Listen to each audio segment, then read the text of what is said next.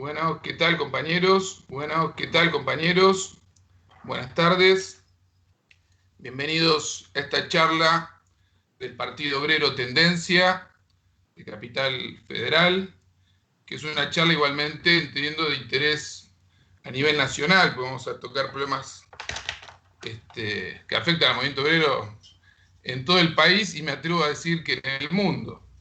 Esta charla que hemos titulado Trabajadores, Pandemia y Lucha de Clases, y que tenemos tres compañeros oradores, tres jóvenes cuadros del movimiento obrero, jóvenes pero los tres con una amplia experiencia. Valentina Biglieca, en representación podríamos decir de los estatales, delegada de Atecultura, el compañero Julián Aciner, representante en este caso del movimiento, del poderoso movimiento de salud. Él es del movimiento de concurrentes y residentes, y el compañero Ramón Acuña, delegado del taller Rancagua de la línea B del subte.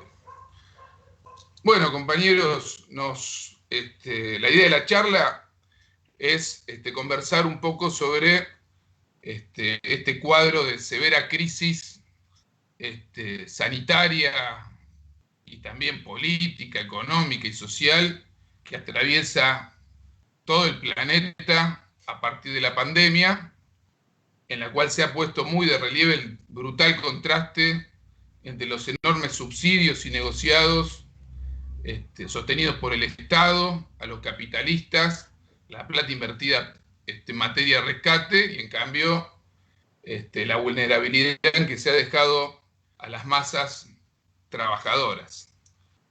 Y en un cuadro en el que en todo el mundo, y Argentina no es una excepción, mientras continúa avanzando la pandemia, en Argentina estamos incluso en un pico, avanza también la política aperturista por parte de los capitalistas, de los estados, y esto está afectando muchísimo y generando luchas, conflictos, etcétera, en los lugares de trabajo.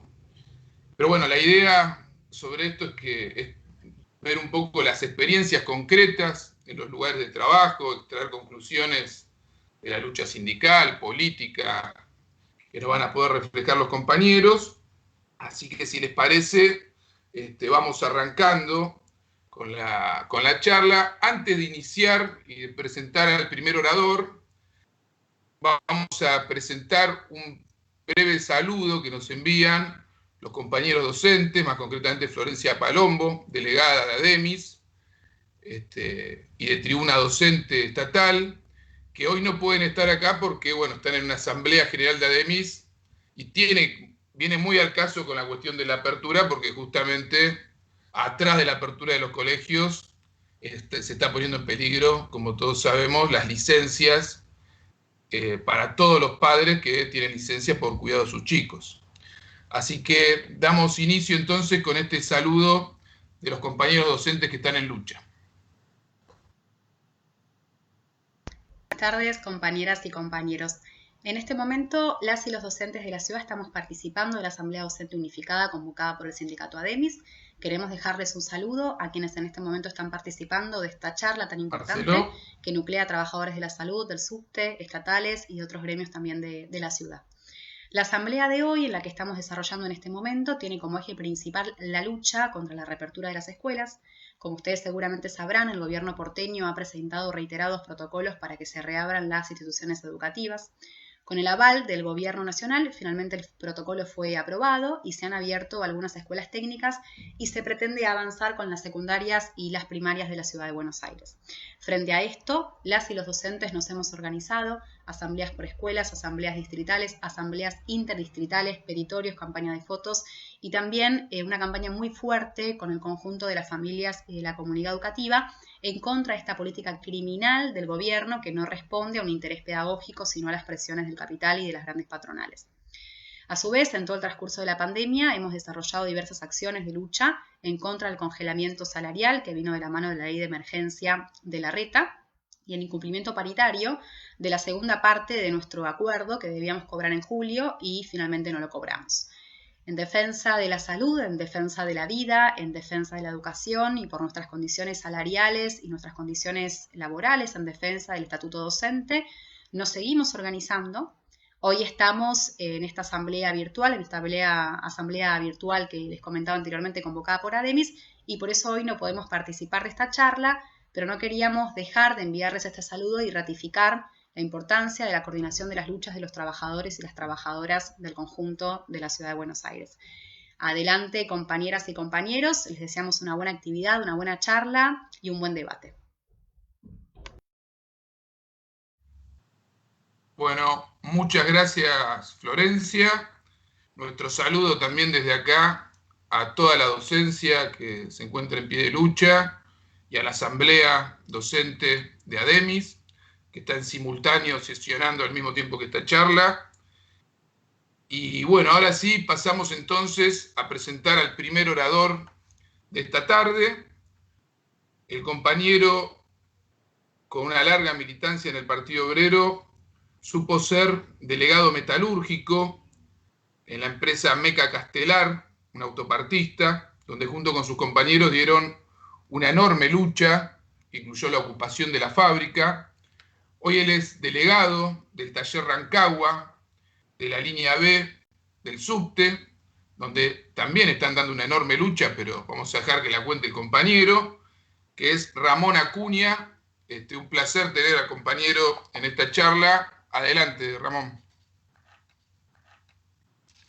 Bueno, buenas tardes, compañeros. En primer lugar, muy agradecido por la invitación a ser orador en esta actividad. Bueno, voy a contarles un poco el panorama que estamos atravesando los trabajadores del subte. Para ubicarnos un poquito, ¿en qué contexto nos ubicamos? Metrovías, la concesionaria del subte, es una empresa que recibe subsidios millonarios por parte del Estado. Solamente en el 2019 declaró ganancias por más de 720 millones de pesos. Aún así, la inversión en higiene y seguridad de la empresa es nula. Y las estadísticas son frías. En materia de accidentes laborales, tenemos el triste récord de 6 compañeros muertos en un lapso de 5 años. O sea que directamente la empresa ya tiene un prontuario con lo que respecta a la seguridad. A la pandemia, estamos muy afectados.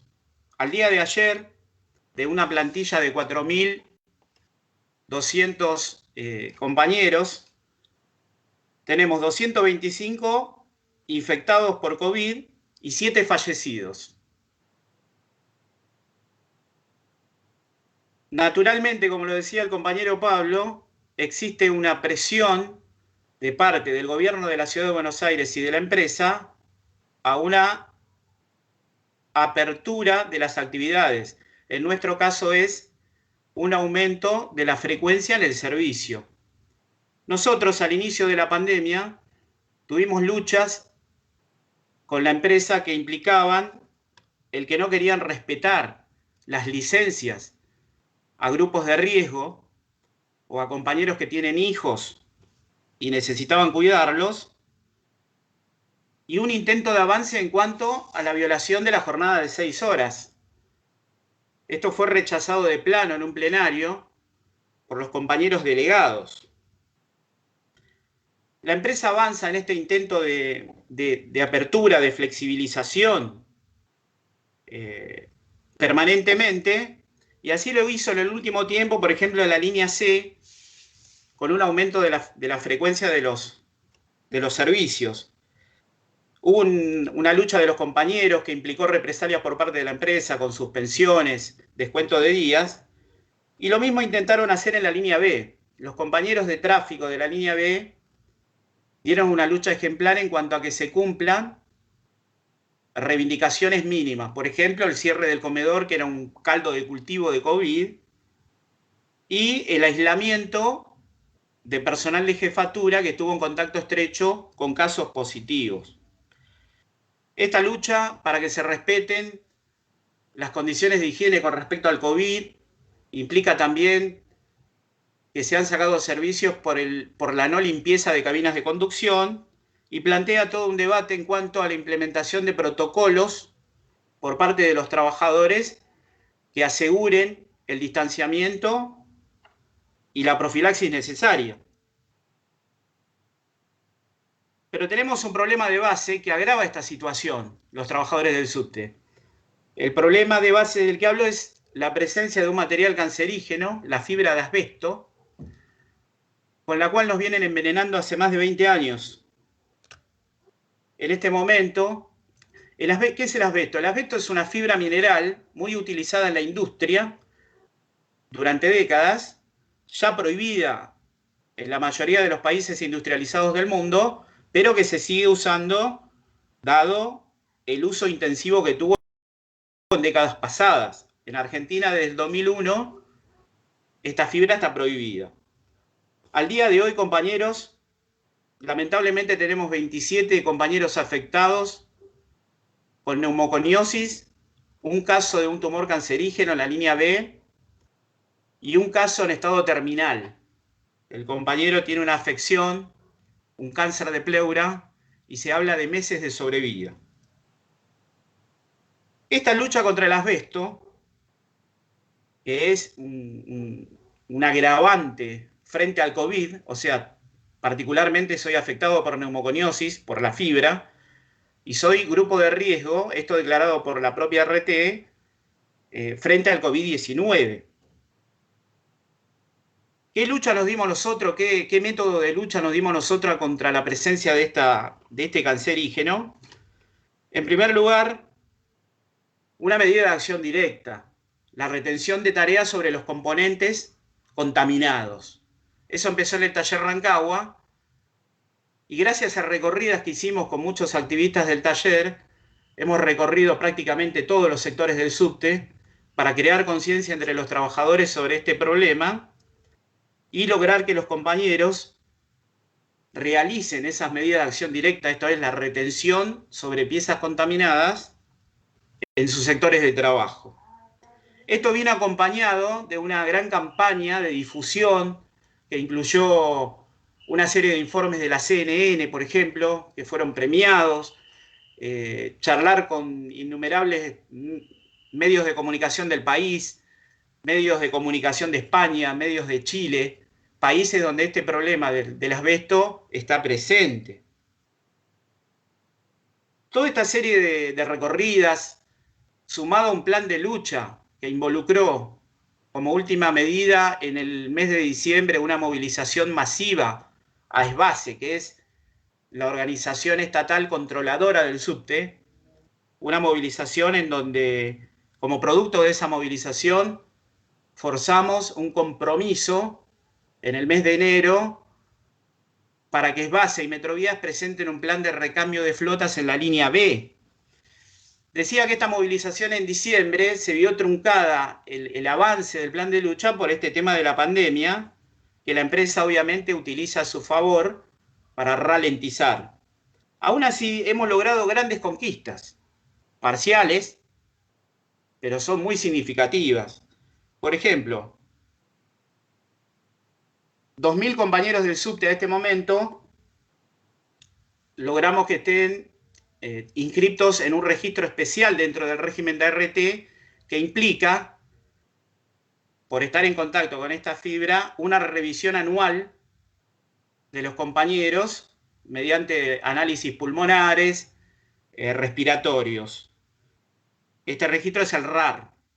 Faltan involucrar muchos más sectores, o sea, la totalidad de los compañeros del subte tienen que estar inscriptos en este régimen especial de RT, pero es algo que estamos movilizando. Después, particularmente en los talleres, que son los sectores con más exposición a las piezas contaminadas, se ha logrado, por ejemplo, no llevar más nuestra ropa de trabajo al domicilio, ya que hay un peligro certificado en otros países de traslado de la fibra hacia el hogar.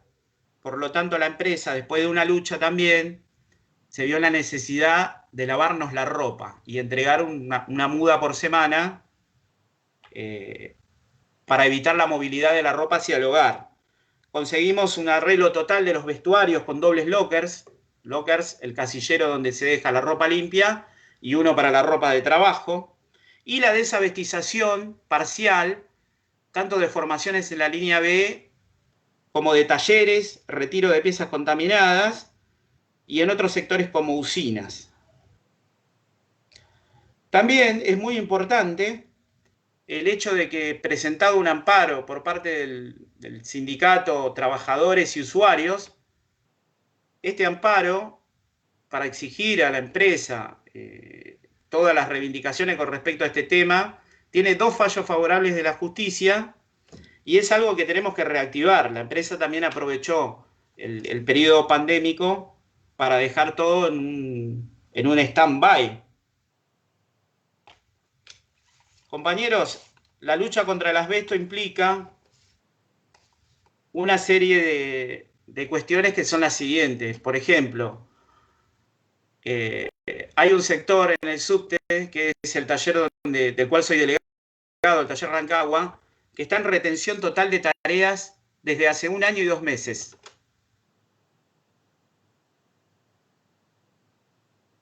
Esta retención total de tareas se da en el marco de la gravedad de la afección de la fibra entre nuestros compañeros. Tenemos en la línea B 14 compañeros afectados de neumoconiosis, 1 operado de un tumor cancerígeno. En el taller tenemos 13 compañeros afectados y en tráfico de la B 1 compañero. Esto es para que tengan, digamos, un ligero panorama de los 2 principales problemas de salud, que es el asbesto de base y el agravante, que es el COVID, donde los compañeros de tráfico y de estaciones particularmente, esta semana tuvo un conflicto muy grande, en estos momentos está reunida con la empresa para solucionar temas de higiene, son agravantes y concomitantes. Digamos que estamos doblemente expuestos a un problema de salud ya pública porque afecta también a los usuarios, no solo a los trabajadores. Esto con respecto a los temas de salud. Tenemos otro tema, y nosotros en las asambleas, compañeros, decimos, cuando discutimos paritaria, que sin salario no hay salud. O sea, si uno no tiene el poder adquisitivo, no se puede alimentar bien, no puede comprar los elementos de higiene, por lo tanto la salud se resiente. Por lo tanto, el tema paritario es muy caro para nosotros, y con el tema paritario empezamos mal en la pandemia, porque en un acuerdo ilegal, la UTA, que es el gremio burocrático en el subte, junto a la empresa, hicieron un acuerdo por el cual nuestro salario, en el orden del 40% del mismo, no paga aportes jubilatorios, o sea, queda como suma no remunerativa.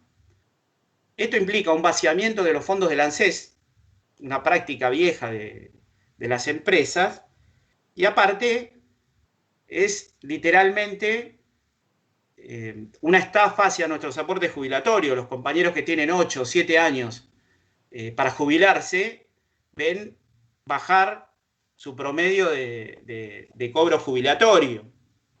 ¿Qué ocurre? El sindicato hubo un debate muy grande. Nosotros planteamos en plenarios de delegado con mandatos un plan de lucha para frenar, para dar este acuerdo para frenarlo.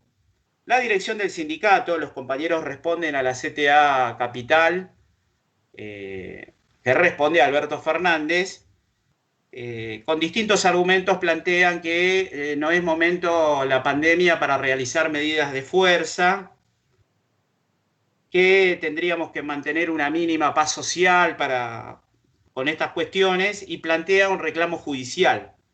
Nosotros llamamos a la dirección del sindicato a quebrar esto, digamos, a ponerse en la lucha por dar de baja este acuerdo ilegal que toca nuestros aportes. Sumado a eso, las paritarias, en las que la GTC pidió un 21% de recomposición, han sido pateadas para adelante con sumas no remunerativas. Para dar un ejemplo gráfico, nuestro salario básico al mes de diciembre, cumplido 1 año, prácticamente no tiene ningún aumento, dado que fue aprobado un acuerdo con sumas no remunerativas que implica también un desfasaje muy grande. Nuestro aguinaldo no computa con esas cifras, tampoco la antigüedad, y se ven trastocados todos los ítems. O sea que más temprano que tarde vamos a tener la lucha de las paritarias encabezando también toda la problemática. Compañeros, ¿qué método nos dimos nosotros o nos estamos dando, discutiendo con los compañeros en los sectores, para abarcar todo este conjunto de luchas que implica los trabajadores del subte en particular y no dista mucho de lo que tienen los trabajadores en general? En primer lugar, la más amplia democracia sindical. Esto es, en las asambleas, lograr la mayor cantidad de compañeros posible, la libertad total de debate y resolver pronunciamientos y posiciones que se hagan públicas y plantearlas al conjunto de los compañeros del subte. Esos son los métodos que estamos llevando a cabo. En este sentido, también alentamos la participación de los compañeros de base en los plenarios sindicales, lo cual es una escuela muy grande para los compañeros, y alentar en esos plenarios las propuestas y debates. Particularmente en la línea B, estamos organizando reuniones preliminares para lograr un abroquelamiento y en la práctica lograr una reunión de todos los delegados de la línea B con miras a una asamblea general de línea B, que obviamente tiene un programa, tiene un pliego ya discutido. Esta política, decimos nosotros, una política de frente único en la que participan compañeros no solamente que se reivindican como oposición al sindicato, sino compañeros de base de todas las tendencias y con todas las opiniones.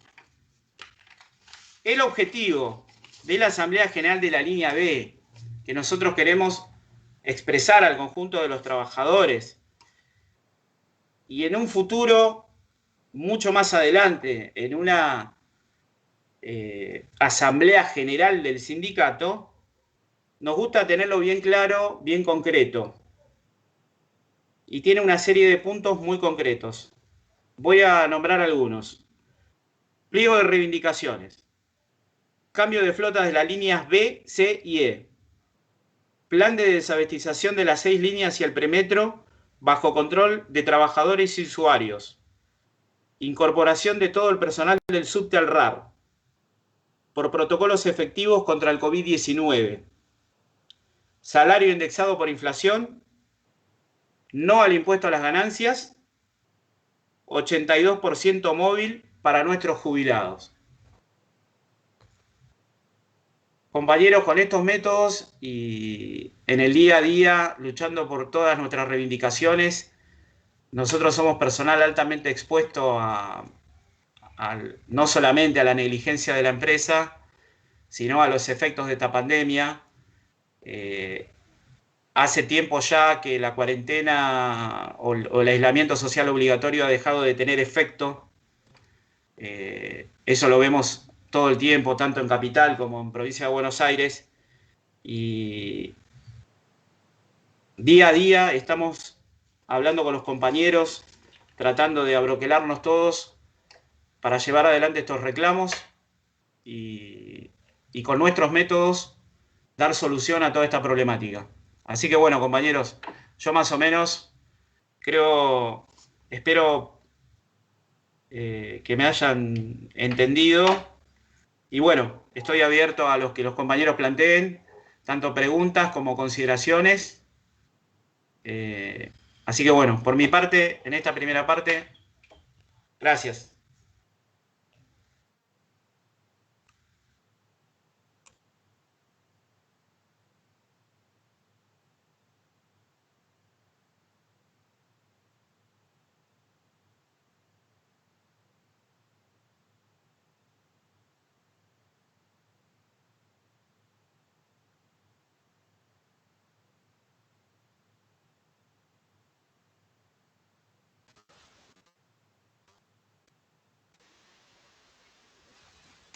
Muchas gracias, Ramón. Ahí estábamos recibiendo varios saludos, varios directamente a Ramón, que evidentemente tiene sus propios fans. Y también, bueno, queremos saludar a los compañeros del Grupo Independencia Obrera de España, que han enviado un saludo ahí en el chat, así que un saludo para ellos también. Ahora vamos con la siguiente oradora, la compañera en el 2007, tras haber sido impulsor y protagonista de una importante lucha por el pase de los compañeros monotributistas, del pase a convenio, de más de 150 compañeros, fue electa por la Asamblea en su lugar de trabajo para integrar la Junta Interna de Arte y Cultura. Ella es dirigente de la Organización de Mujeres, del Plenario de Trabajadoras, y también es dirigente de Tribuna Estatal Tendencia, Valentina Biglieca. Así que bueno, un gusto tenerla en esta charla. Adelante, Valentina. Hola Pablo, hola compañeras y compañeros, gracias por este espacio y un saludo muy grande a toda la docencia que en este momento está en una asamblea luchando para cuidar la salud de todas nuestras hijas y de nuestros hijos. Muchísimas gracias, de verdad. Compañeras, compañeros, como dijo Pablo, yo soy delegada desde el año 2007 y quiero retomar esto porque como delegada también me tocó en aquel momento la organización de los lugares de trabajo cuando fue la gripe A. Y la gripe A, lejos de ser el COVID, lejos de estar en cuarentena, lejos del pico de muertes y de contagios y de lo que significa una pandemia a nivel mundial, a nosotros nos preparó lo que tuvimos cuando muchos de nosotros por más que las viendo sociales del gobierno en los medios de comunicación, nosotros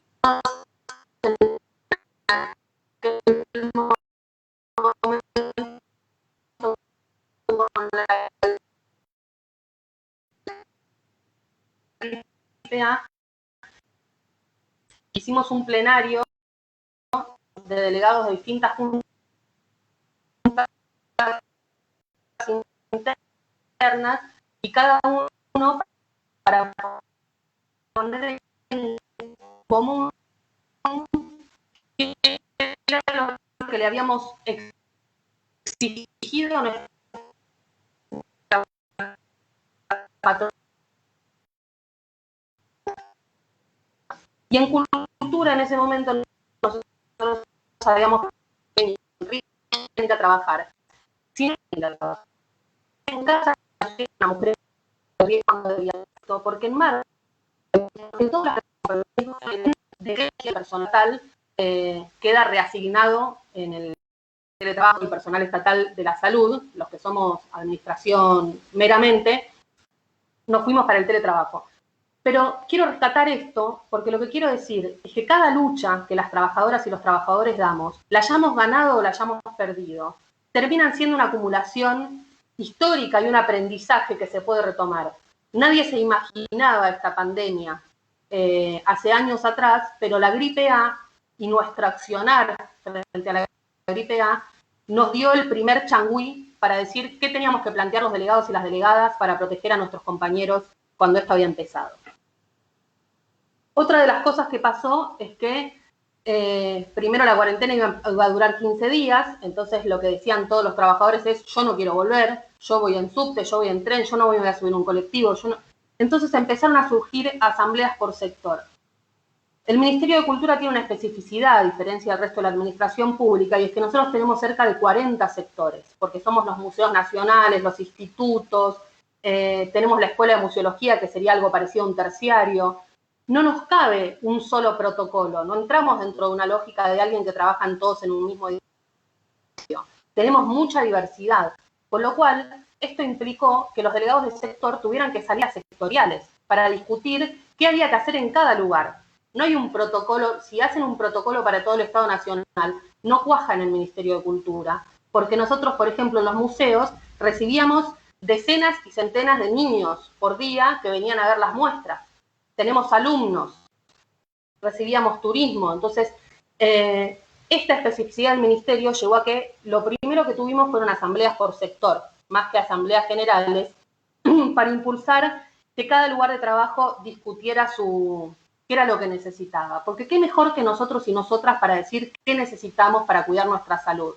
Ustedes saben que los protocolos estancos que se bajaron y que muchas veces fueron firmados por la burocracia, como mencionaba Ramón, muchas veces esta burocracia alineada con el gobierno de pe a pa, firmó protocolos que eran protocolos a la medida de lo que necesitaba la patronal y no de lo que necesitábamos nosotros.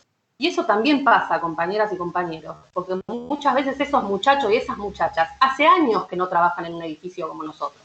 Entonces no tienen manera de saber qué necesitamos nosotros que estamos ahí todos los días laburando. Quiero dar un ejemplo de nuestros compañeros de la Junta Interna del INTA, que rechazaron el protocolo. El protocolo se firmó por las dos partes, la patronal y la sindical. Y la Junta Interna, cuando se enteró de lo que era, bajó ese proyecto de protocolo en asambleas a todos los trabajadoras y trabajadoras y las asambleas votaron el rechazo. Porque ese protocolo no salvaguardaba la vida de los compañeros. Entonces, para que sirva un protocolo tiene que ser discutido entre las trabajadoras y los trabajadores. No puede ser algo que baje. Y aparte, porque no podemos ser tan omnipotentes, no lo sabemos todo. Muchas veces son los propios compañeros los que nos avivan a los delegados y a las delegadas, y así pasó en cultura, con cada uno haciendo su aporte. En estos días nos llegó un mail con un curso que en algunos lados es de carácter obligatorio, que se llama Regreso al trabajo en la administración pública después del COVID-19. Yo cuando leía esto pensaba, es una gran pregunta para Julián. ¿Cuándo es el después del COVID-19? ¿En el 2022? ¿Cuándo está la vacuna? ¿Cuando la vacuna la tenemos todos? Cuando ya se sabe que la vacuna funciona y no que va a durar 2 meses. Entonces, pero a nosotros ya nos están preparando para el regreso. Y ahí los estatales y las estatales también tenemos una similitud con los compañeros y las compañeras de la docencia. Porque nos quieren hacer volver a trabajar. Y muchas veces nosotros reproducimos una lógica que está en las escuelas. Por ejemplo, tenemos un baño cada 50 personas. Y el higiene de ese baño muchas veces recae en lo que con una vaquita del sector las trabajadoras y los trabajadores junten para el detergente, para los trapos. Por ejemplo, les quiero contar una anécdota de mi edificio. Mi edificio queda a la vuelta de Plaza de Mayo y cuando los trabajadores de Kimberly Clark hacían los papelazos en Plaza de Mayo, nosotras bajábamos de a 6 o 7 por piso a buscar los papeles higiénicos que después íbamos a usar durante semanas en nuestro edificio, porque muchas veces no se repone el papel higiénico. Si hay un Estado que previo a la pandemia era incapaz de garantizar el detergente, la lavandina, era incapaz de garantizar el papel higiénico para los trabajadores, ¿cómo van a garantizar ahora las condiciones mínimas de higiene que necesitamos o necesitaríamos para el retorno al trabajo? Está empezando un retorno al trabajo que va a recaer sobre la espalda de todos nosotros. Y después de haber escuchado a Ramón y de saber la cantidad de compañeros que han muerto en el subte, tenemos que tomar muy en serio cuando nos tratan de decir que tenemos que volver y no de mantener la línea del teletrabajo, lugares en los que podamos, con todo lo malo que significa el teletrabajo para las familias que vivimos en lugares pequeños y que tenemos hijos a cargo y tenemos que hacer todas las tareas laborales y domésticas al mismo tiempo. Pero las condiciones de higiene no están dadas. El acuerdo del gobierno nacional, o sea, de Trota y Acuña, Larreta, para que la docencia vuelva en este momento, es un acuerdo que en parte también existió entre el gobierno de la ciudad y el gobierno nacional en el caso de cultura, porque hay el protocolo que homologó el gobierno de la ciudad para la reapertura de los museos de la ciudad, como lo homologó el Ministerio de Salud Nacional, nos lo aplican a los nacionales sin siquiera darnos la posibilidad de salir a objetar las partes que están mal. O sea, hay un acuerdo entre las dos patronales, la de la ciudad y la de la nación, de que los trabajadores no tengamos voz en lo que son los protocolos para la reapertura de los museos. Y, por ejemplo, este fin de semana, durante un término de pocas horas, va a haber algunos museos nacionales abiertos, porque como ya están abiertos los bares, como ya está abierta las peatonales para que la gente salga a comer afuera, ¿por qué dejarlos afuera de los museos? Y esto significa que nuestros compañeros y nuestras compañeras tengan que ir a trabajar. Yo decía, este gobierno, este Estado que no tiene plata para el papel higiénico, y nosotros sabemos también, creo que ya lo sabemos todos, que se acaba de cerrar la paritaria 2020 de los estatales, la peor paritaria de la historia, Macri no se animó a hacer una paritaria de un solo dígito para los estatales y Alberto sí cerró una paritaria de un solo dígito y nos dio el 7% a los estatales nacionales.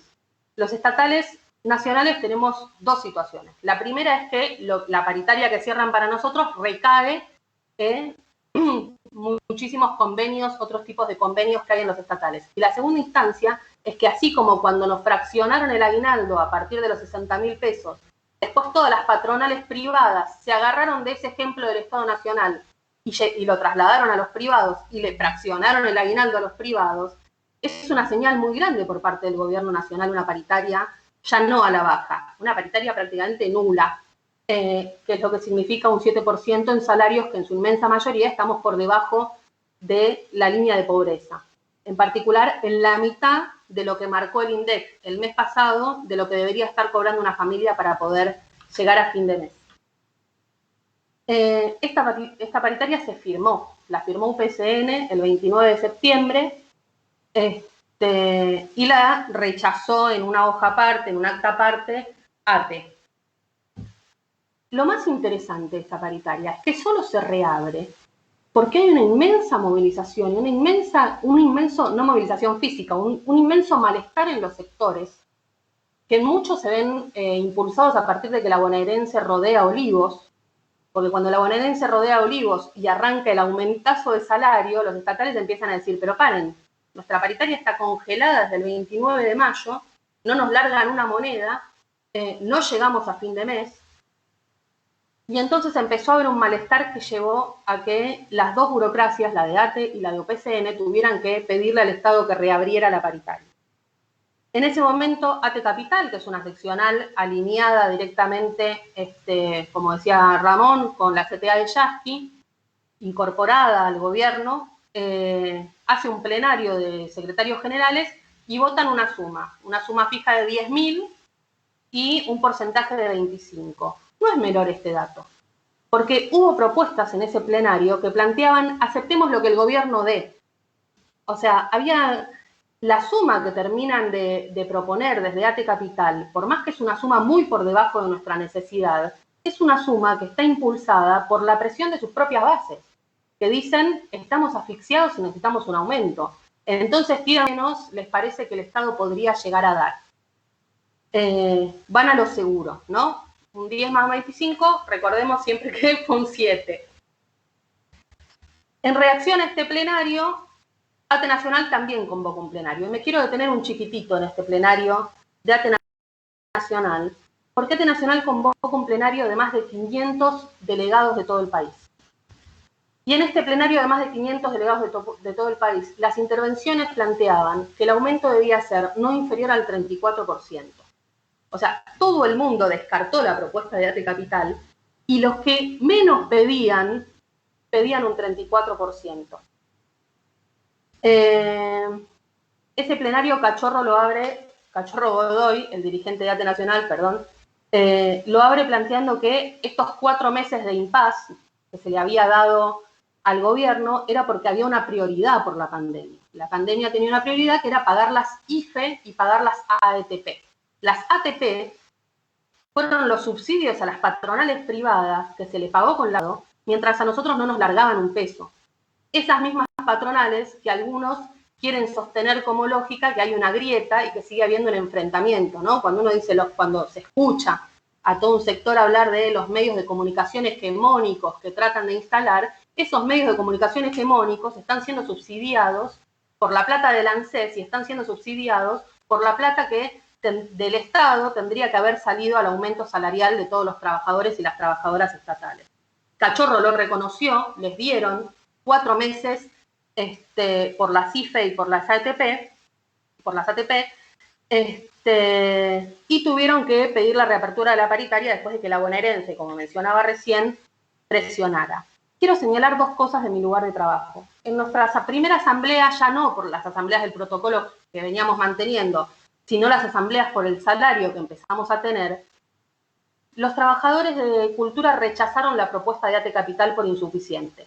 Y aunque no plantearon la propuesta que tenemos nosotros desde tribuna estatal, que es la exigencia del 50% de aumento, sino un bono de 15.000 para recuperar lo que faltaba de 2019, más 35%, esa es la propuesta que salió de ATE Cultura. Entre la primera asamblea que discutió esta suma y la segunda asamblea que fue 4 días después, cuando obtuvimos la propuesta del 15% por parte del gobierno, la asamblea pasó de votar no movilizar para no romper la cuarentena y no exponerse, o sea, perdió nuestra moción de salir a la calle a exigir una paritaria muy por encima de la que sabíamos que iban a cerrar. En menos de 72 horas, esos mismos compañeros que se autorreivindican albertistas, kirchneristas, peronistas, votaron la necesidad de salir a la calle para exigir una paritaria que no fuera una paritaria de hambre y que no nos dejara por debajo de la línea de pobreza. 4 días tardó la conciencia de nuestros compañeros y compañeras de trabajo en entender que no podíamos quedarnos en casa y que la paritaria iba a ser un ataque al salario de todas nosotras y todos nosotros. Me parece muy importante destacar esto porque me parece que es un termómetro de lo que está pasando en el país efectivamente con los trabajadoras y las trabajadoras y con el ajuste brutal que estamos viviendo en nuestras condiciones de vida. Me voy a machetear un poquito a ver si no me estoy olvidando de algo de lo que quería decir. El plenario de más de 500 delegados. Imaginémonos que en este plenario, en vez de haber una mesa formada por la conducción del sindicato, que en la apertura ya avisó que no se iba a votar ninguna otra cosa que lo que la mesa proponía. Nosotros vamos a plenarios donde la mesa hace esta advertencia. Y así todo, aunque dijeron que no se iba a votar ninguna otra cosa, todas las intervenciones del plenario después de la oferta del 15% planteaban corte de ruta, corte de calle, asamblea con mandato, plan de lucha, movilización, y ellos habían llevado la propuesta de paro del 6 de octubre con una caravana, y solo eso iban a permitir que saliera de ese plenario.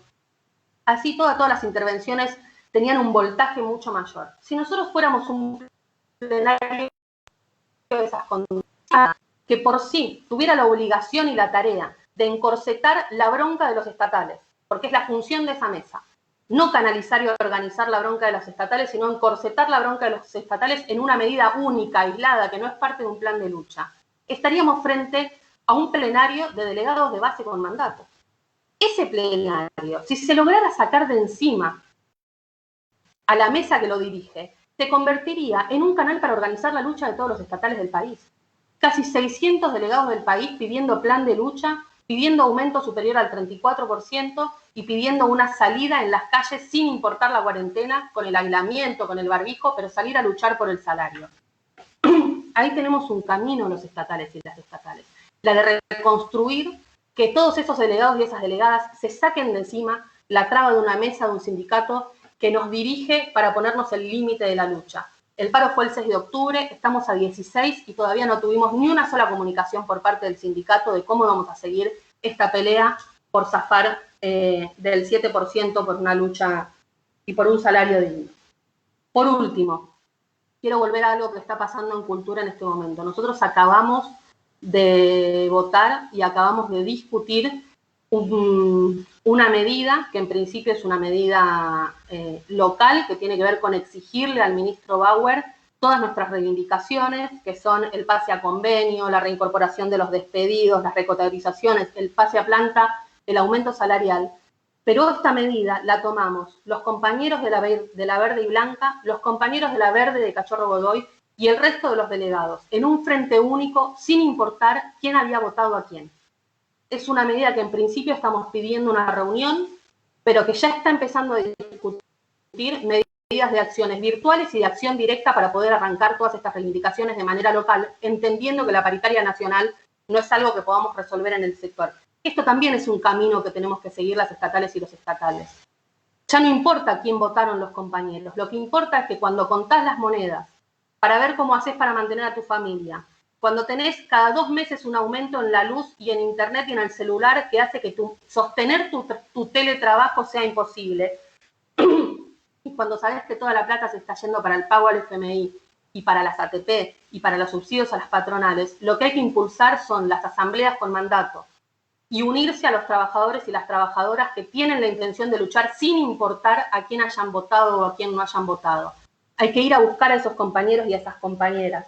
No es el momento de hacer los troscos con los troscos, las peronistas con los peronistas. No es el momento del Frente Único, es el momento de organizarnos por nuestras reivindicaciones, no en una base ideológica, sino en una base práctica, que vaya a conseguir nuestras reivindicaciones y que vayamos a luchar por ello.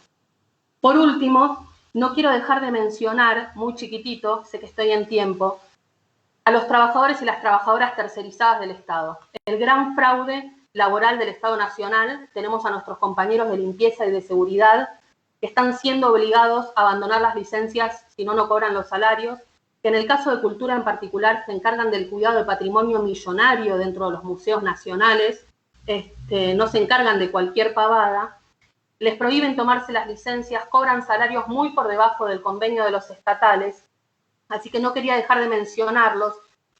Y en el saludo y en el reconocimiento a ellos, no quiero dejar de homenajear a 4 días de un nuevo aniversario del asesinato de nuestro compañero Mariano Ferreira.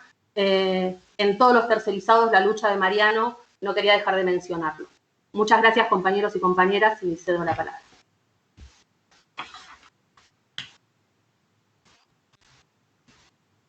Muchas gracias, Valentina. Bueno, ahora antes de dar paso al tercer orador, queremos, aprovechando que se abre el espacio de salud, no queremos dejar de saludar a los enfermeros y las enfermeras que vienen de protagonizar enormes movilizaciones y que se encuentran en lucha por el reconocimiento de la carrera profesional, por su salario, y que en este momento están protagonizando una acampe en el Congreso. Así que un saludo desde esta charla a todos los enfermeros y las enfermeras. Bueno, ahora le vamos a dar la palabra a un compañero que fue un destacado dirigente estudiantil, ya hace algunos años, primero en el Carlos Pellegrini, como dirigente secundario, donde supo pasear una y otra vez a Feynman cuando pretendía atacar al estudiantado. Luego presidente de la FUBA, y viene muy al caso este recordatorio de su pasado como dirigente estudiantil, porque ahora se ha reflotado una causa contra el compañero que fue impulsada justamente en su rol de presidente de la Federación Universitaria de Buenos Aires, de la FUBA piquetera, de aquella FUBA independiente del gobierno, una causa que fue impulsada por la Franja Morada y que hoy es reflotada, así que le pasó a aprovechar esta charla para plantear esta denuncia y reclamar el desprocesamiento y el sobreseimiento inmediato del compañero. Él ahora es residente del Hospital Tornú, donde fue electo delegado por sus compañeros, participa, por supuesto, de la Asamblea de Residentes y Concurrentes, y fue protagonista de la enorme lucha de estos compañeros y compañeras a fines del año pasado. Bueno, el compañero en cuestión es Julián Asiner, así que le damos la palabra. Adelante, Julián. Bueno, gracias, Pablo. Una sola aclaración. No estamos procesados y como el compañero ahora es abogado, me parece importante la aclaración para un luchador como Pablo, que fue, ¿no?, ahí estuvo organizando todo lo que fue la gran ocupación de AGR Clarín, pero que ahora está en esta nueva faceta de presentador y de abogado, así que bueno, me parece importante aclarar, estamos imputados, junto con él, Adrián, que era también un compañero que fue copresidente conmigo muchos años en la FUBA, por parte de una justicia, digamos, que no nos perdona, esa organización independiente del Estado, de las autoridades, de una FUBA que estuvo durante más de 15 años, desde el 2001, ¿no? Fue una conquista histórica del movimiento estudiantil al calor del argentinazo. Peleó junto, como decía Pablo, al movimiento piquetero y a todas las organizaciones de lucha durante muchos años. Generó grandes crisis en la universidad al cuestionar la privatización y el avance de los negocios capitalistas contra la educación. Y bueno, y eso nos ha ganado fuertes enemigos que no perdonan y que buscan criminalizar esa organización estudiantil. Con lo cual, bueno, también convocar a esta defensa de esa experiencia y el cuestionamiento a esta causa, que ya se ha pronunciado muchísima gente, así que va a ser toda una lucha que tenemos para que efectivamente se termine anulando. Escuchaba un poquito a Ramón y a Vale en estas peleas que ellos retrataban contra el asbesto en el subte. Vale también traía a colación lo que fue en su momento la lucha en los lugares de trabajo contra la gripe porcina, ¿no? Que llevó a una cantidad de necesidades de organizarse y de pelear contra eso. Y me venía a la mente un poco la experiencia que hay en el movimiento de la salud de luchas en vinculación con el movimiento obrero. No es para nada una novedad, no es algo que desde muchísimo tiempo se ha estudiado, que la salud no es solamente ver, bueno, cuáles son las enfermedades, ¿no es cierto?, que sufre una persona.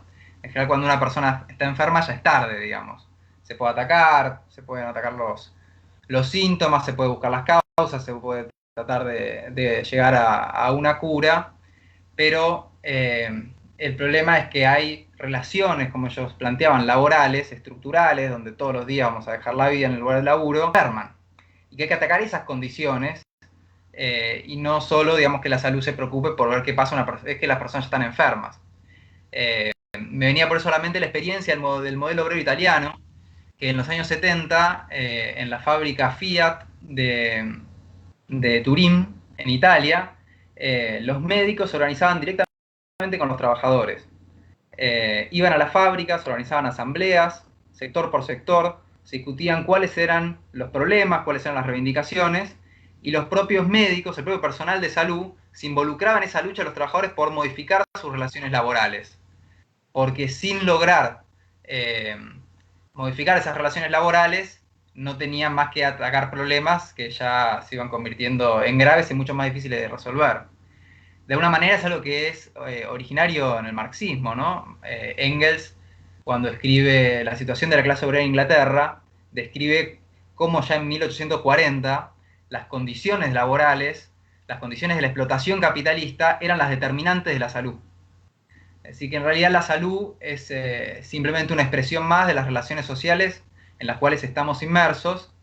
Y bueno, qué metáfora, ¿no?, para tratar de ver el problema de la pandemia como un colapso sanitario, pero como un colapso también más general de las relaciones históricas, laborales, sociales, económicas, en las cuales estamos inmersos como sociedad y que efectivamente están llegando a una situación de enorme agotamiento y que nos plantea a nosotros como trabajadores recuperar nuestra salud, lo cual implica recuperar el control de esas condiciones laborales, de los lugares de trabajo, y esta mancomunión entre la clase obrera por un lado y los trabajadores de la salud, que tenemos que actuar muy unificados para lograr efectivamente abrir paso a otro tipo de procesos de salud o enfermedad que no nos lleven hoy, como nos están llevando actualmente, al contagio y a la muerte. En nuestro país han habido muchas experiencias también.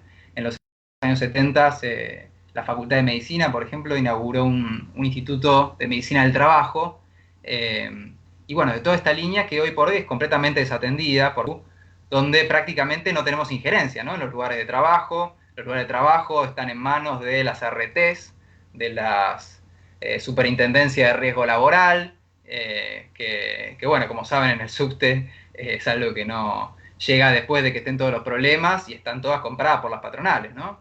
Las propias patronales prefieren pagar estos seguros en lugar de hacerse cargo de las condiciones de salud, y porque, bueno, les es más económico explotar, enfermar a los trabajadores y que después, bueno, el seguro, digamos, se haga cargo de una manera o la otra, con lo cual, bueno, me parece que es todo un tema cómo logramos tomar la tarea de salud como una parte, un programa integral del movimiento obrero. Y bueno, vincularnos desde los propios hospitales, los propios centros de salud. Es una convocatoria también a todos mis compañeros trabajadores de la salud, a que pongamos el foco, la atención de qué está pasando en los lugares de trabajo, que en parte en la pandemia fueron, digamos, los grandes lugares ignorados, ¿no? Uno veía que los gobiernos, ¿no?, que actuaron de forma bastante unificada a lo largo de toda esta pandemia, el gobierno nacional con el gobierno de la ciudad, el gobierno de la provincia, mostraban las cifras de cuál era la situación, trataban de decir que la culpa era de la gente, ¿no?, que hacía reuniones sociales, y que el problema era las personas que quieren ver a sus familiares o a sus amigos, cuando, por un lado, esos propios gobiernos habilitaban los bares, ¿no? Y todo lo que sea necesario para que esas personas se juntaran, pero por sobre todas las cosas habilitaban el funcionamiento de las grandes fábricas, del gran comercio, para nada esencial, ¿no? Sino de todo tipo de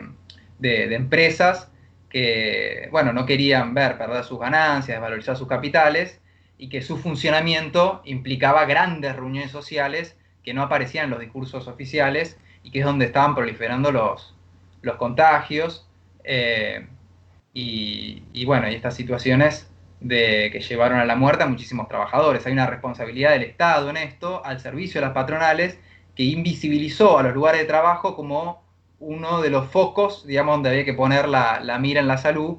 Y bueno, nuestra tendencia del Partido Obrero viene peleando desde el inicio de esta pandemia para, al revés, visibilizar qué es lo que está pasando en esos lugares de trabajo con la salud y cómo los trabajadores tenemos que tomar el control de esos lugares para poder garantizar que los protocolos efectivamente estén al servicio de nuestras necesidades, ¿no? Protocolos que desde el principio estuvieron completamente manipulados, nosotros lo veíamos todos los días, en función de tratar de garantizar la continuidad de la explotación capitalista, así como se compran las RTs y después también los seguros médicos y las comisiones de médicos de las propias RTs, que están todas compradas para que sigan la enfermedad. De esa misma manera se buscaba bueno, comprar, digamos, la posibilidad con los gobiernos de que siguieran estas fábricas con protocolos que no estaban a la altura de las circunstancias, y que en salud lo que vivimos fue cómo trataban de administrar la escasez de recursos, ¿no? Para darles un ejemplo, nosotros tuvimos un brote en el hospital que fue tremendo, porque en un momento los hospitales dividieron su funcionamiento en lo que llamaban las salas COVID y las salas no COVID.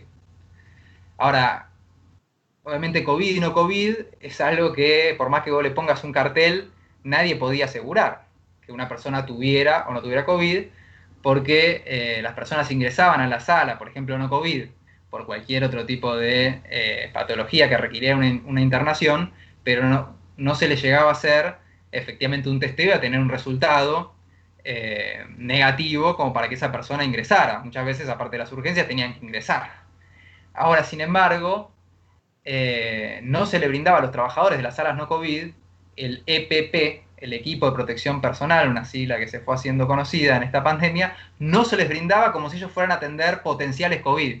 Como ellos estaban en la no COVID, podían no tener EPP o tener un EPP mínimo, que lo único que hizo fue garantizar brotes de contagios totales. Casi se tuvo que cerrar esta sala en el hospital y en muchos hospitales, hasta que finalmente tuvieron que adecuar el protocolo y decir, no, toda persona que llega al hospital tiene que ser considerada potencialmente como una persona que está infectada con el virus, y por ende todos los trabajadores sin distinción de sala tienen que tener un equipo de protección personal que pueda asegurarles que no prolifere el contagio y que después no se tengan que cerrar. De alguna forma los han cerrado igual, es decir, como todo el mundo sabe, hoy el sistema de salud está completamente concentrado en el COVID y otras patologías, otras enfermedades, otras problemáticas de salud se fueron dejando de lado como una forma de maquillar el colapso del sistema. Es decir, el sistema está colapsado porque no puede atender lo que pasa con las infancias, las crianzas, los controles, las enfermedades crónicas no transmisibles, que son una bomba atómica, como dicen hoy todos los infectólogos. Ya no estamos frente a una pandemia, sino frente a una sindemia, le dicen, porque no es solamente la infección viral del COVID-19, sino cómo interacciona esa infección con el resto de las patologías, las enfermedades crónicas no transmisibles, las propias condiciones estructurales de vida, el hacinamiento, la miseria, porque es en esa interacción donde se produce la mayor mortalidad, las probabilidades de deceso a la humanidad.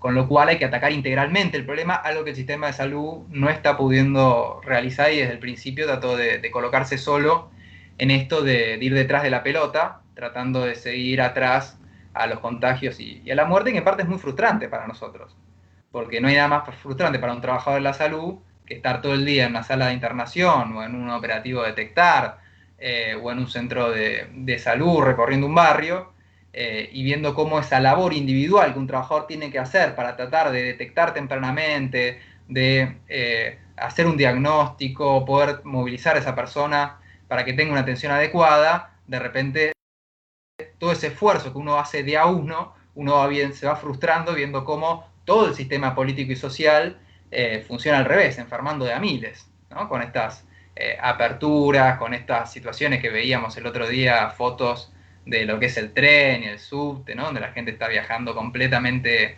hacinada.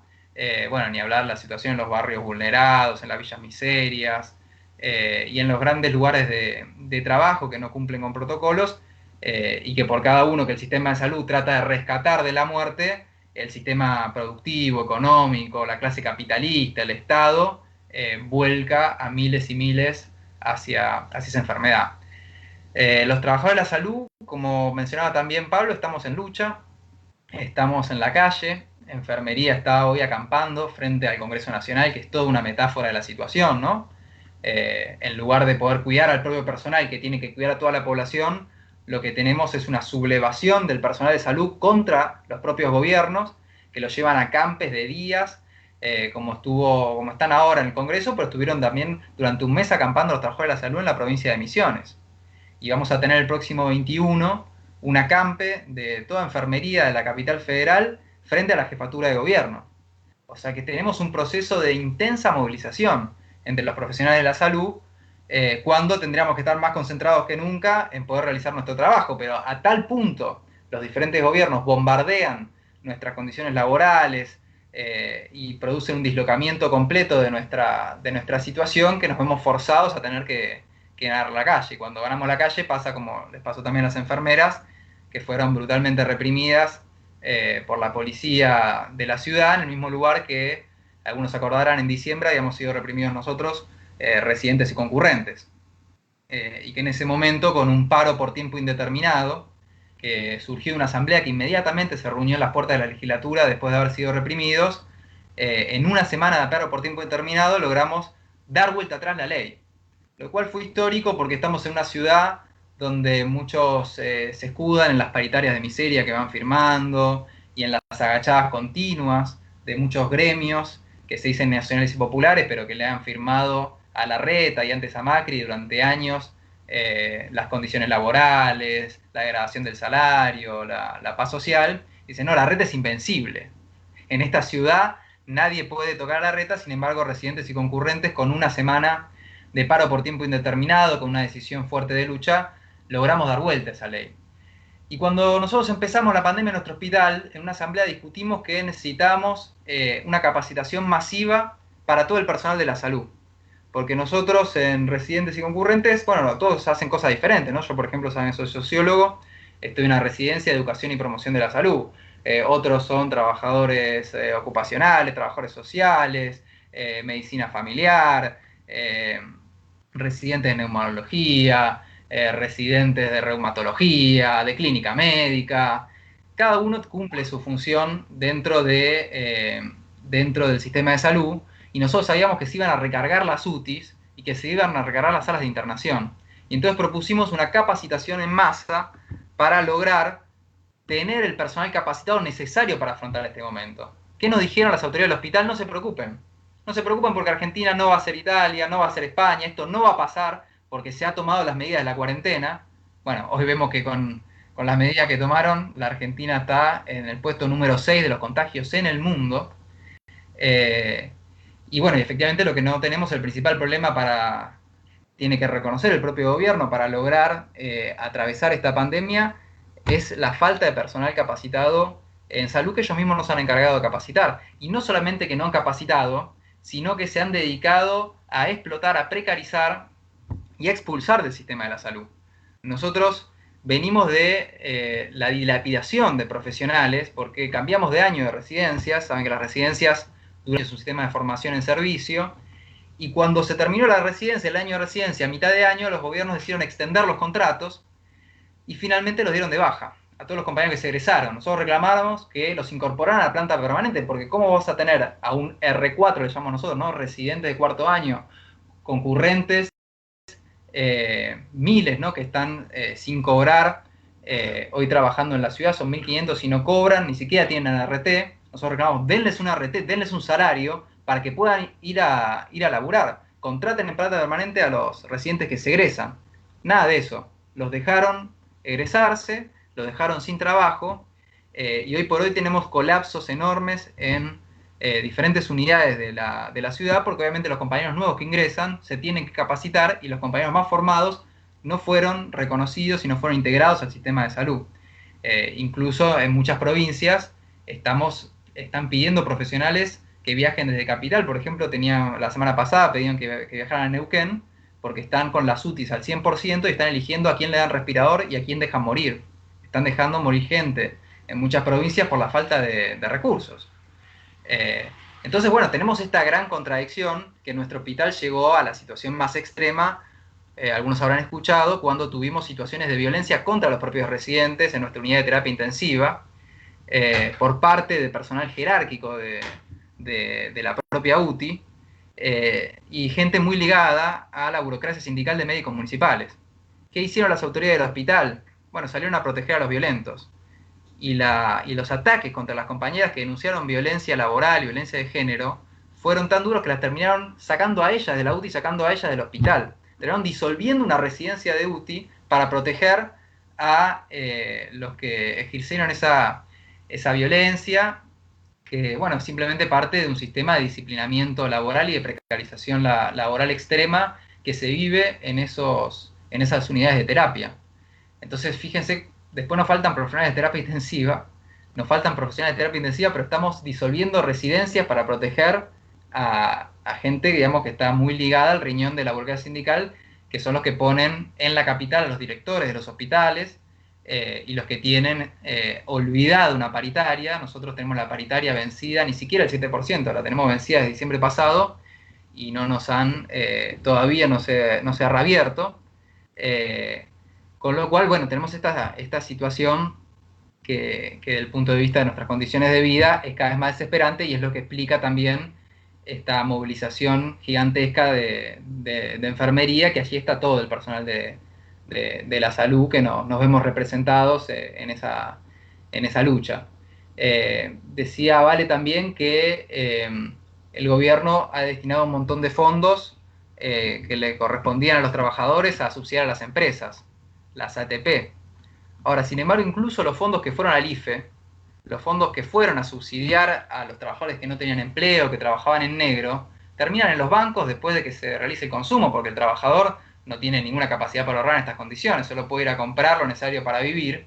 Esa plata después termina depositada en los propios bancos, y el gobierno le dio a esos bancos, para absorber esos pesos, LELIQs al 40%.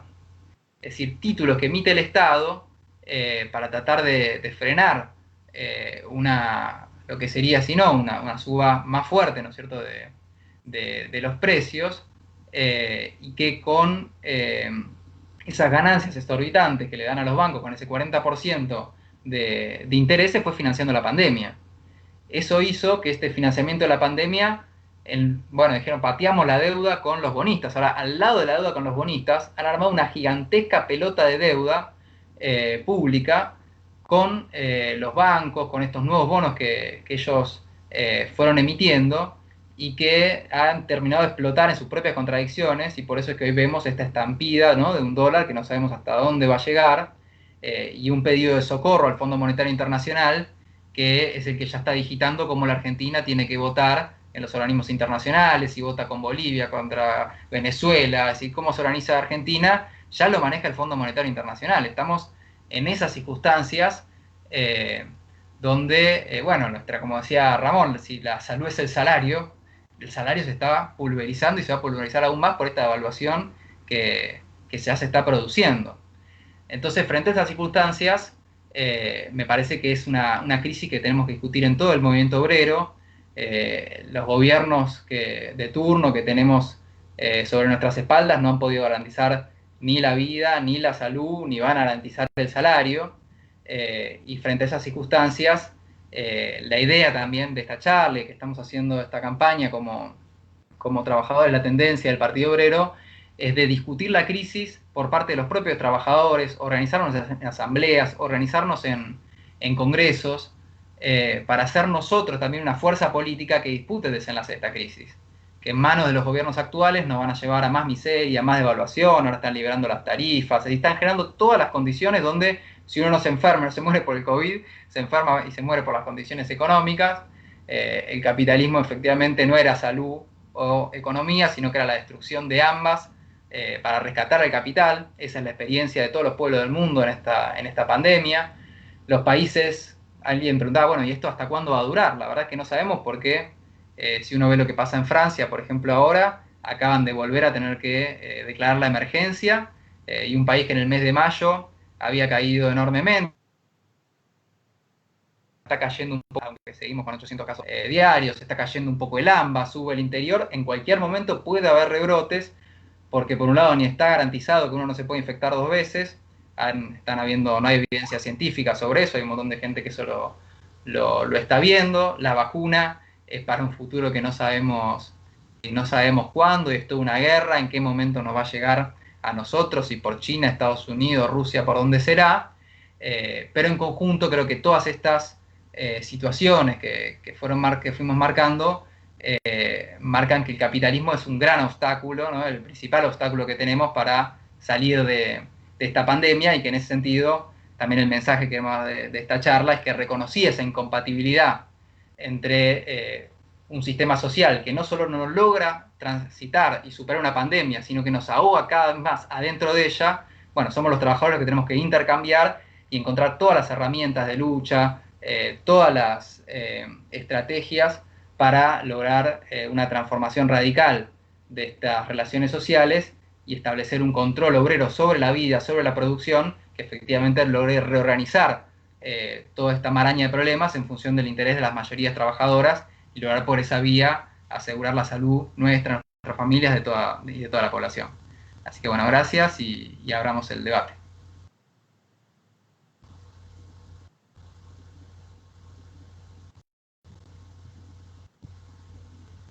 Bueno, muchas gracias, Julián.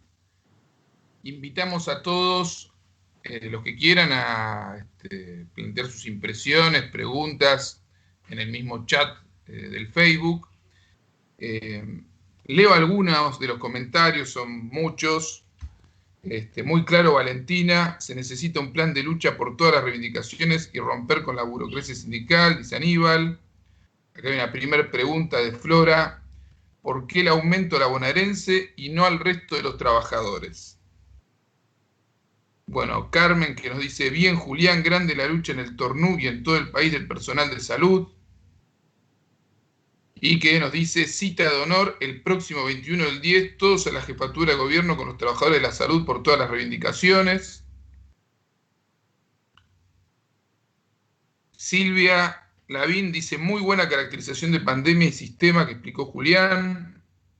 Bueno, hay saludos también del compañero Almerio, del Hospital Garraham. Claudia Judith dice: en plena pandemia cierran un sanatorio, dejando en la calle a todos los trabajadores de salud del mismo. No al cierre del Sanatorio Plaza, que el Estado se haga cargo de su reapertura de forma urgente. Bueno, hay muchos saludos más. Aprovecho, antes de darle la palabra a los compañeros, bueno, está esta pregunta sobre la bonaerense, a plantear 2 anuncios. Bueno, en primer lugar, lo comentó Valentina, faltan pocos días para que se cumplan 10 años del asesinato de nuestro compañero Mariano Ferreira, presente ahora y siempre. Y este 20 de octubre vamos a hacer a las 13 horas un acto en conmemoración del compañero, de la enorme lucha por justicia que desenvolvió el conjunto de la población y de la clase obrera, por la cual se logró la cárcel a Pedraza. Y vamos a realizar un acto a las 13 horas en la estación Avellaneda, así que desde ya invitar a todos, y allí vamos también a colocar una placa en honor a Mariano Ferreira. Así que primera invitación que queremos dejar planteada. Después, en segundo lugar, queremos invitar a todos los que están escuchando esta charla. El Partido Obrero Tendencia está empeñado en una campaña por su legalidad, por su reconocimiento, por lo cual estamos juntando masivamente adhesiones y también afiliaciones a su turno para obtener dicha legalidad. Por lo cual les pedimos a todos su firma, y no solo la suya, sino también la de sus amigos, familiares, conocidos, etcétera, simpatizantes o no simpatizantes, sino que simplemente quieran adherir por un espíritu democrático de poder que la tendencia del Partido Obrero tenga su personería legal. Bueno, acá hay otra pregunta también, Raúl de Ferroviarios: ¿qué va a pasar con el subte y el transporte ahora que muchas personas vuelven a salir a trabajar?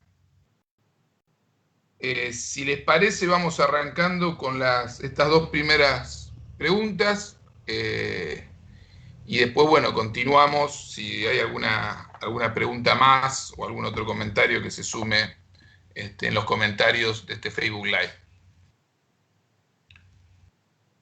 No sé con quién comenzamos. Si empezamos por Ramón con la pregunta sobre el transporte. Adelante, Ramón. Bueno, sí, estaba leyendo en el chat y hay dos compañeros que se plantean una preocupación real.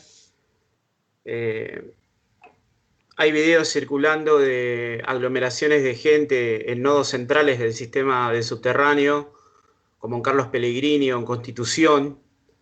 Una aberración total porque la gente totalmente... No hay espacio físico directamente para hacer colas, no hay control para ver si son personal esencial o no. Y eso demuestra un par de cosas. Primero, la terrible necesidad de grandes bolsones de barrios pobres, tanto en Capital como en la provincia de Buenos Aires, que se ven obligados a salir a como dé lugar, porque de lo contrario no tienen para comer, no tienen para su subsistencia diaria. Trascartón está totalmente en desajuste este tema del ingreso familiar de emergencia. Me pregunto qué podría hacer una familia con 10.000 pesos si son 4 o 5 integrantes, prácticamente nada. La ayuda alimentaria que dan, yo vivo en la provincia de Buenos Aires, si bien trabajo en el subte, la ayuda alimenticia que dan los colegios estatales es bochornoso, digamos, es 2 paquetes de polenta, un arroz y un fideo, lo he visto. Entonces refleja, por un lado, la pauperización de grandes sectores sin que haya logrado contenerse mediante subsidios, fue totalmente, digamos, recortado, y la apertura lisa y llana de todas las actividades. Comentaba la compañera Valentina una cosa increíble, que hay museos que van a estar abiertos, una cosa de locos. Ayer hubo más de 17.000 contagios y es increíble que un museo de X esté abierto. O sea, encima los museos generalmente van chicos, adolescentes que están en edad de formación. Estoy pensando en el Museo de Ciencias Naturales de Parque Centenario, por ejemplo. Es una locura. ¿Cómo nos preparamos los trabajadores? Es un desafío de organización.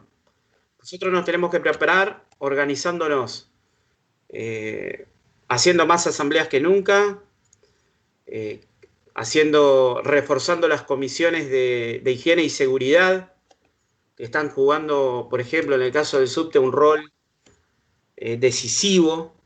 Hay compañeros, por ejemplo, compañeros míos, que están jugando un rol de primer nivel, compañeros de base que están jugando un rol de primer nivel en cuanto al control de las condiciones de higiene y seguridad, con formación superior inclusive, muy superior a la gente que pone la empresa en estas cuestiones. y vamos a una serie de conflictos, es la realidad. Una serie de conflictos en la que nosotros, mediante estos métodos de democracia sindical, de debate, de resolución, de pronunciamientos y de acción directa, vamos a tener que ponerle un freno a la apertura como dé lugar.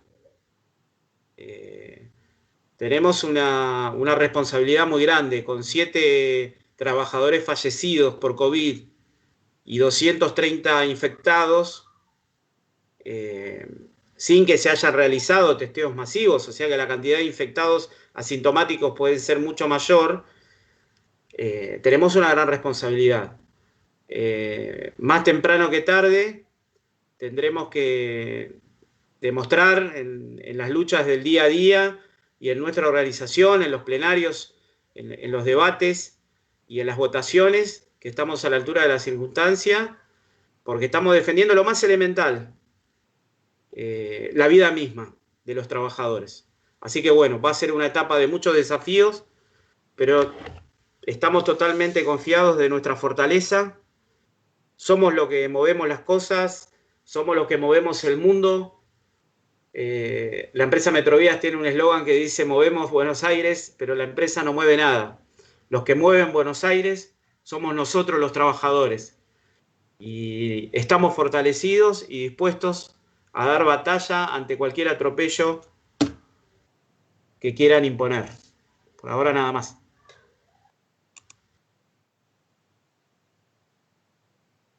Bueno, muy bien, siguen llegando, gracias Ramón, siguen llegando los comentarios. Acá Carlos Barro dice: grande Ramón, abrazos. Flora dice: cuando sea grande quiero ser como Balu. Bueno, acá tenemos otra pregunta. Maxi pregunta: ¿cuáles son a grandes rasgos los principales cambios en las formas del trabajo que han quedado planteadas por la lucha y experiencias dadas? Que se suma a la pregunta que quedó pendiente: ¿por qué el aumento de la bonaerense y no al resto de los trabajadores? Bueno, Ricardo Arias dice: esclarecedor Julián.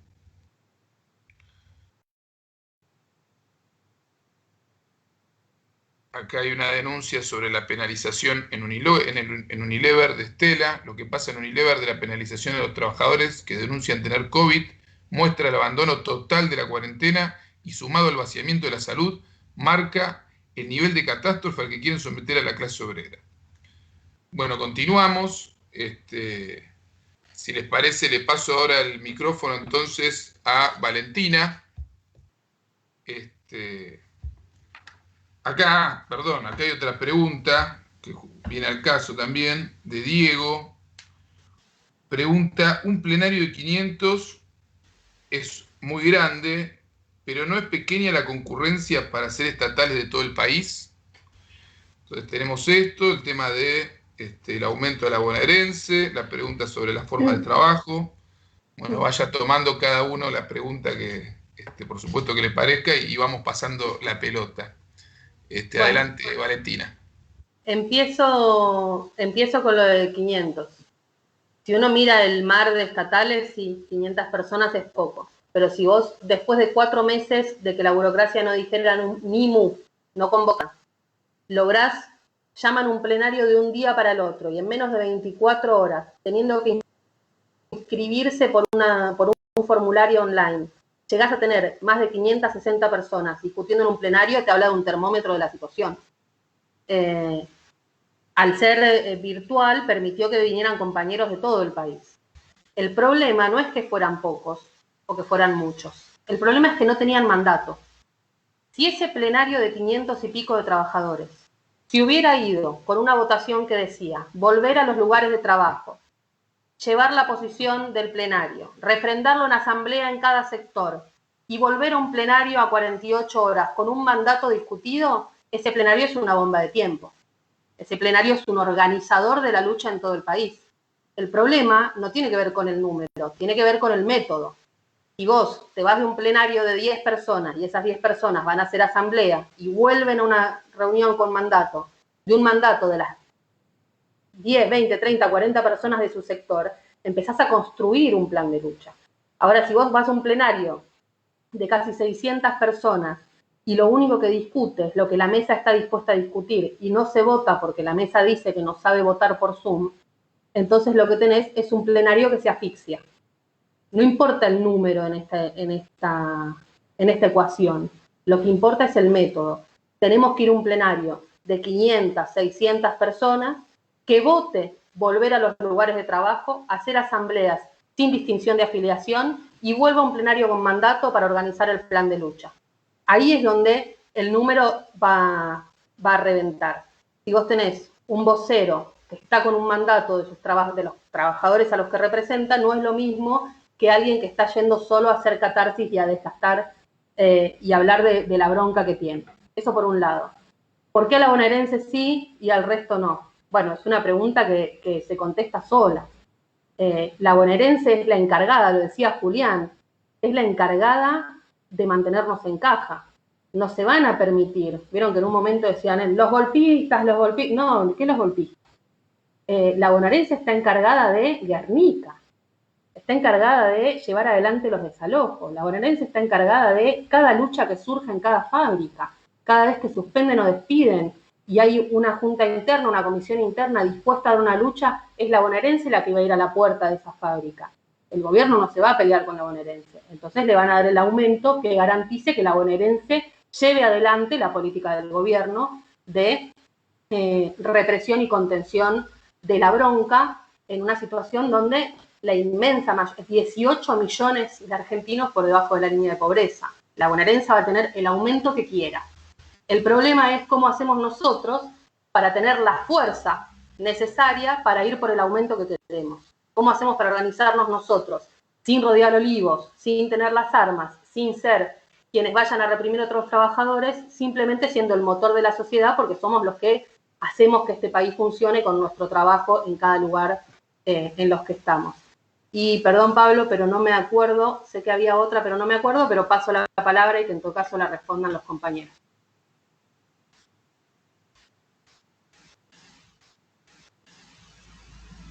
Bueno, bárbaro, muchas gracias. Bueno, teníamos la pregunta, ¿cuáles son a grandes rasgos los principales cambios en la forma de trabajo que ha quedado planteada por la lucha y experiencia dada en esta pandemia? Y acá también tenemos otra pregunta, ¿cómo hacemos para integrar la lucha de la salud con la del movimiento obrero general, como planteaba Julián? Bueno, le dejamos la palabra al compañero Julián. Adelante. Bueno, la lucha de los trabajadores de la salud se integró por sus propios métodos y por su propia historia, ¿no? A la del movimiento obrero. Ahí leía también en el chat que alguien preguntaba, bueno, pero ¿cómo los trabajadores de la salud van a hacer un paro, ¿no? Siempre para la salud a veces los paros se convierten en dilemas éticos, porque a diferencia de una fábrica donde produce algún tipo de mercancía y donde parar implica una discontinuidad que afectará a los intereses patronales, pero que no afecta a la vida de alguien, muchas veces un paro en la salud puede implicar una desatención de las personas y llevar a complicaciones. Sin embargo, por este mismo motivo, hace mucho tiempo que los trabajadores de la salud se han organizado para que en los proyectos atienda esa cuestión y siempre se mantienen guardias mínimas y diferentes tipos de formas como para poder garantizar esa atención. Ahora, sin embargo, son los gobiernos los que vuelcan a la salud al movimiento obrero, porque como yo decía al principio, cuando nosotros nos reprimieron en la puerta de la legislatura, residentes y concurrentes, para tratar de hacer un proyecto legislativo que lo que hacía era legalizar las 64 horas de trabajo por semana, que ni siquiera se garantizan. Es decir, hoy tenemos residentes que tienen que hacer 90, 100 horas de trabajo por semana, con guardias interminables, prácticamente, ser residente es su propio nombre, ¿no?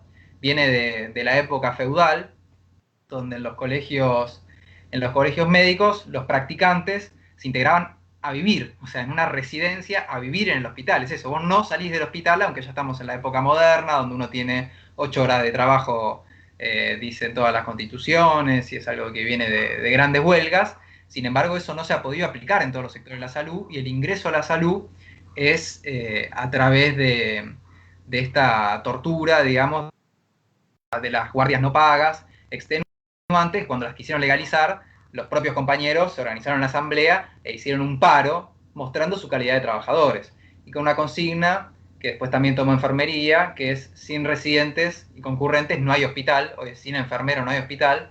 Es decir, que no estábamos ahí simplemente para ayudar a formarnos, como decía el gobierno, que a los concurrentes no les pagan porque están haciendo una pasantía, están viendo cómo es una beca para que se puedan formar. Con eso solamente demuestran su voluntad de privatizar la formación, ¿no? Ellos piensan que le están regalando los concurrentes que deberían pagar. Pero bueno, que en estas condiciones, digamos, al negarles el CRT, al negarles el salario, ellos mismos los vuelcan con la clase obrera a adoptar esos métodos. Y a través de la huelga, por tiempo determinado, en ese nosotros logramos revertir esa ley. Y con enfermería pasó lo mismo. ¿Por qué enfermería fue al paro el 1 de octubre? Y porque el 21 de septiembre le rompieron la cabeza a las enfermeras. Es decir, los enfermeros, las enfermeras, los médicos, los profesionales de la salud, todos en general, digamos, buscamos desarrollar nuestro trabajo. Ahora son las propias condiciones insalubres, régimen hospitalario completamente violento, que yo también describí en su momento, disciplinador, precarizador, y el gobierno que reprime para garantizar eso, para garantizar la discriminación contra enfermería, que ellos no formen parte de una carrera profesional. Bueno, ahora tenemos la misma situación con administrativos, que son, por ejemplo, los que se encargan de que existan estadísticas. Ustedes saben que sin administrativos en los hospitales no habría estadística, no habría forma de saber en qué punto estamos parados con la pandemia, y ahora el gobierno de la ciudad les quitó el bono que les venía dando de 5.000 pesos, directamente no se lo paga. Eso llevó a que en estas semanas haya asambleas, paros en todos los hospitales porteños, incluso arrastrando la burocracia de SUTECUA, que, como muchos saben, son una patota, que son los principales opositores a que enfermería pase a carrera profesional, porque como los tienen anudados a SUTECUA al ser administrativos, si enfermería fuera reconocida como profesional de la salud, dejaría de ser afiliada y por ende pagar la caja de SUTECUA. Entonces SUTECUA es el principal opositor.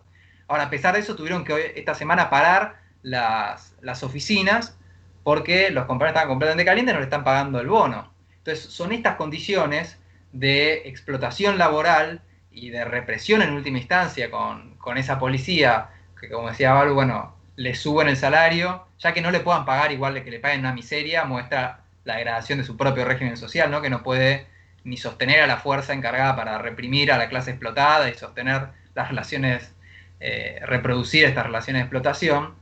Pero, bueno, esa represión que sufrieron las compañeras, que volcó a todo el mundo, decir, el 1 de octubre hay que parar, se van a garantizar las guardias, se va a ver de qué manera proteger la salud de las personas que están internadas, pero no se puede seguir trabajando en estas condiciones. Y un gran bloqueo para que, digamos, haya una acción unificada, un plan de lucha, que no solamente un paro, sino una continuidad hasta arrancar estas condiciones que necesitamos de salario, de protección personal con los equipos, descentralización del sistema de salud, que más que nunca necesita tener todos sus recursos a disposición de los trabajadores y no puede estar manteniendo las ganancias de las empresas a costa de la salud de la población, como se están manteniendo las ganancias de las prepagas, y bueno, toda la situación de las clínicas privadas. Es decir, más que nunca ese programa requiere también de una acción unificada, que es lo que nosotros buscamos desenvolver. La función un poco de la tendencia del Partido Obrero es tratar de lograr esta homogenización de la clase obrera, esta unidad político-práctica, pero también ideológica, en la medida en que implique la lucha por un programa histórico de los trabajadores. Y que es una experiencia que estamos atravesando con esta pandemia, y que es una pandemia que se inserta, como decía también antes, en una situación de crisis mundial de capitalismo que nos invita a los trabajadores permanentemente a hacer algo con ella, y que es algo que muchas veces no es comprendido por la propia izquierda.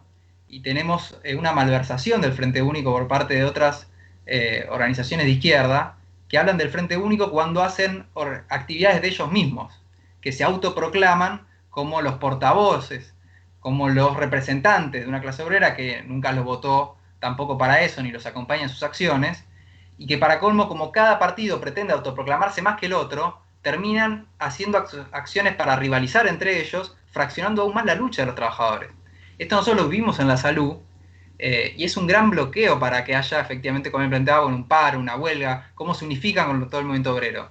Nosotros tuvimos el bochorno de que, por ejemplo, hubo días que las jornadas eran convocadas 2 días seguidos por diferentes organizaciones. O sea, era una jornada, ya no me acuerdo la fecha, creo que fue por junio, por julio, donde había una que era el 9 de junio, otra el 10 de junio, todas organizaciones diferentes convocando uno contra la otra, y todas acciones completamente minoritarias.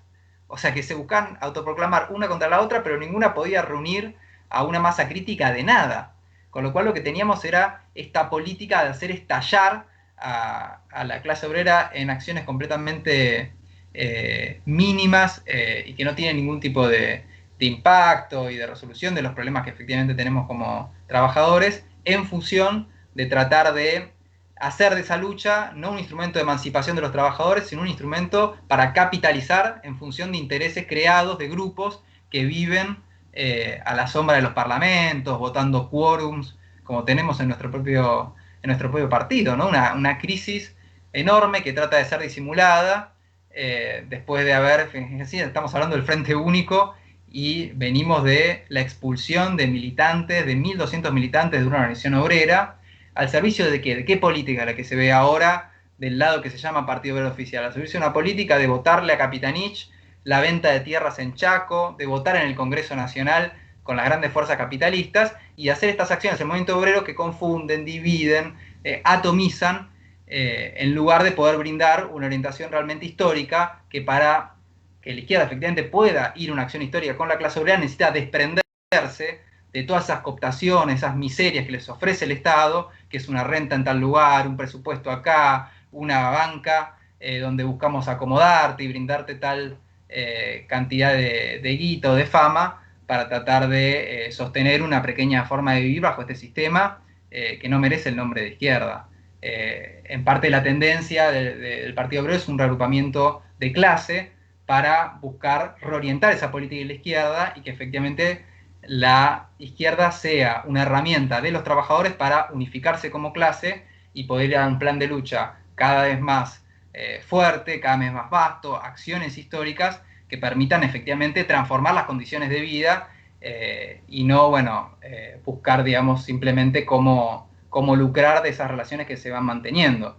El tema de la huelga general, por último, creo que está planteado como un problema que tenemos que abordar, porque si el gobierno está yendo un rodrigazo, es decir, está yendo una política de liberar las tarifas, de la suba de nafta, de una devaluación en cuotas, corriendo los diferentes dólares, que no se sabe hasta qué momento la van a sostener, o se va a desatar definitivamente una devaluación mayor, frente a esas circunstancias, y frente a las propias circunstancias que impone la pandemia, ¿no? Y que muchos compañeros a veces decían, ¿qué podemos hacer? Porque insisto, en la salud vamos tratando de curar de a uno mientras el gobierno abre todo lo que puede abrir. Tuvieron que cerrar provincias, pero porque ya se les colapsaron las UTI, si no las vuelven a abrir. Y hay toda una política que está armada para enfermar masivamente a la gente. Entonces, ¿qué podemos hacer frente a eso? Y no estamos obligados a ver pasivamente cómo hay un régimen que no logra gestionar una política frente a la pandemia y que no logra sostener las condiciones de vida económica de las masas. Tenemos una herramienta como clase para imponernos, para aparecer en escena y para frenar eso, que es la huelga general, que por más que nuestra voluntad sea tratar de defender nuestro trabajo, porque en particular en la salud implica defender la salud de la población, no tenemos otra que recurrir a esos métodos históricos de lucha de los trabajadores para frenarlo, que si no el capitalismo y su Estado nos arrojan a una carnicería, a una masacre.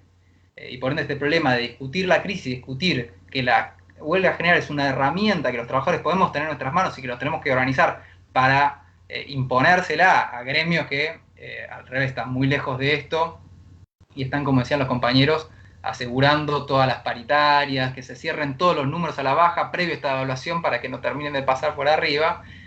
No, nosotros por abajo, los docentes ahora, que a pesar de que Trota y por ende los sindicatos que dependen de Trota no hacen nada frente a la apertura de la reta, ellos están organizando distrito por distrito, asamblea por asamblea, escuela por escuela, con las familias, para decir que no se puede volver a la presidencialidad en un momento donde el virus está en Argentina en el momento más alto, los rebrotes están a la vuelta de la esquina, y donde tenemos que cuidar a todos los compañeros y compañeras. Bueno, ese es el método para unificar a los trabajadores y reencontrándonos entonces con nuestra propia acción de lucha, con esta experiencia de huelgas, de luchas, de acampes, como tenemos también en estos próximos días, es cómo vamos a lograr parar esta maquinaria que si no funciona para destruir la salud de la población.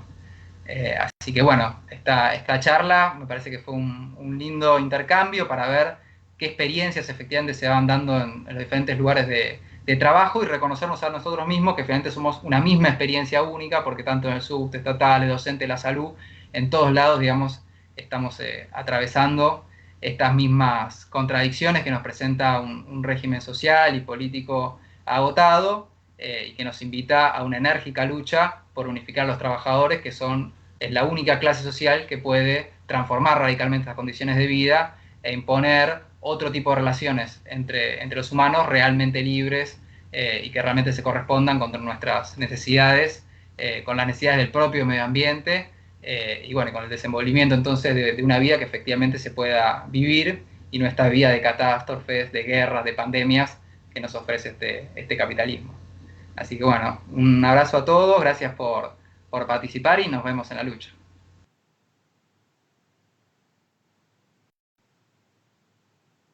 Bueno, gracias Julián. Bueno, siguen llegando comentarios, saludos y demás. Dada la hora vamos a ir entonces dando un cierre a la actividad. Gracias nuevamente entonces por su presencia a Ramón, a Valentina, a Julián, han sido muy ricas sus intervenciones. Recordarles a todos esta campaña, este pedido de que nos ayuden con su firma, que nos ayuden hablando con sus amigos, con sus familiares, para que el Partido Obrero Tendencia pueda obtener su personería. Así que, bueno, y fuerza a todos a seguir juntando las adhesiones para obtener este objetivo fundamental. Luego volver a recordarles una cita de honor a 10 años del asesinato de Mariano, este 20 de octubre a las 13 horas en la estación Avellaneda. Realizaremos entonces un acto que están todos invitados e invitadas, por supuesto con el correspondiente distanciamiento social y demás, pero vamos a hacer un acto presencial en la estación Avellaneda, donde vamos a estar colocando una placa en honor a nuestro compañero. Así que bueno, con esto vamos dando por finalizada la actividad. Agradecerle a todos y a todas por haber estado participando. Saludar una vez más a los enfermeros y a todos los trabajadores de la salud que están en lucha, a los compañeros del subte que están en lucha y que han acompañado también muchos de ellos esta charla, a los docentes que ahora están en este mismo momento en la asamblea, y a todos los trabajadores que están luchando por la coordinación de todas esas luchas y por un gran congreso de bases de todo el movimiento obrero. Nada más, compañeros, entonces cerramos la charla. Gracias a los 3 oradores y nos estamos viendo en la lucha, compañeros.